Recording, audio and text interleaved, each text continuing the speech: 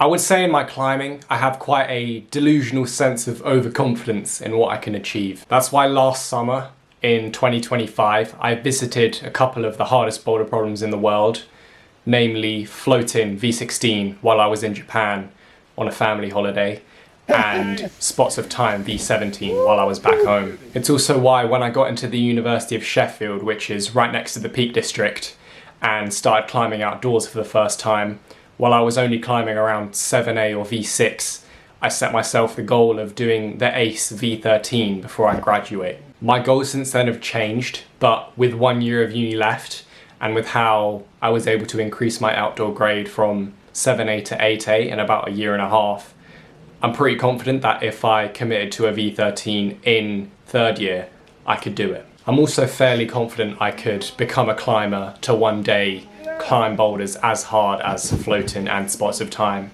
It sounds slightly insane for me to admit this, but part of the reason I wanted to visit them wasn't just to marvel at the achievements of pro climbers that I look up to, but it was also to see if they'd be something I'd be interested in projecting one day. It probably sounds incredibly vain and delusional of me to say this, but I do have a fair amount of belief that I could one day operate at that level if I put the work in. And now one could argue that only those who are genetically gifted and have the external circumstances line up for them in order for them to climb hard get to be confident in their climbing abilities. I'm not going to deny that certain external factors outside of my control have probably helped me progress fast and get to where I am now. However, I believe this overconfidence that I have in my abilities can be useful for anyone, no matter what their actual ceiling for hard climbing is in reality. I believe the confidence creates a kind of self-fulfilling prophecy. Confidence leads into climbing better, which leads into more confidence, and so on and so forth. I've personally seen this same concept apply to other areas of my life as well, not just in climbing. For example, for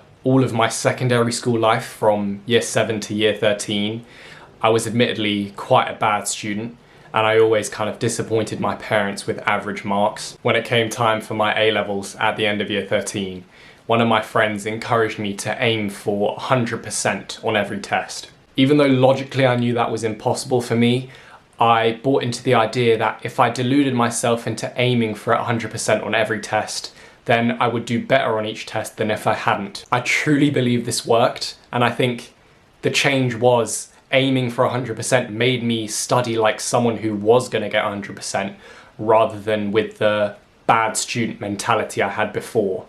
And I ended up getting 3 A's, which was the first academic achievement I'd ever been proud of. And it's not about whether I'm right or wrong in correctly predicting what I can achieve. It's just about the mindset that gives me the best likelihood of achieving what I want to in anything. And so I apply this same concept to climbing.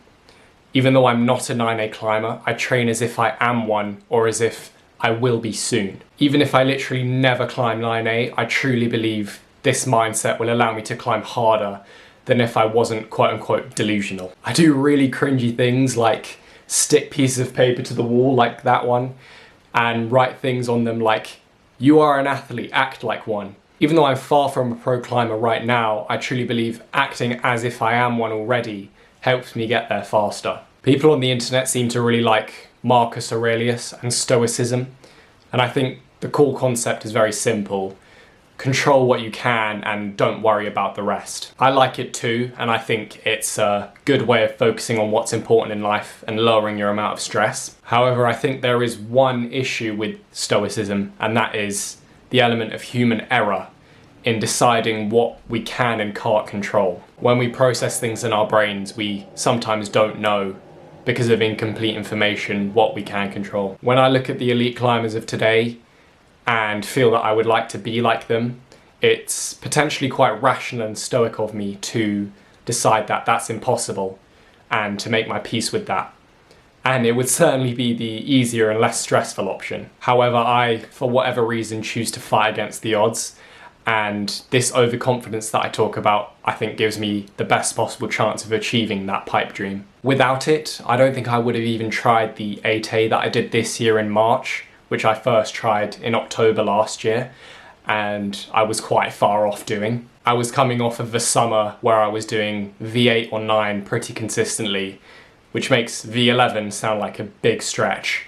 But in the end, I only did it in about 5 sessions, which is quite manageable. Without this overconfidence that I have, I would have definitely been at risk of categorizing this V11 as an impossibility in my mind and never having tried it at all. And I wouldn't have been sitting here having done it. For that, I'm really thankful I'm delusional, and I hope that trend will continue throughout my climbing career. Because I think right now, if I was to quit rapping and I said I want to go to the NBA, I would be in the NBA. No, you wouldn't. Yes. No, you wouldn't. Yes, I would. No, you wouldn't. Yes, I would. Why would you think you could make it to the NBA? Because I think I could do anything.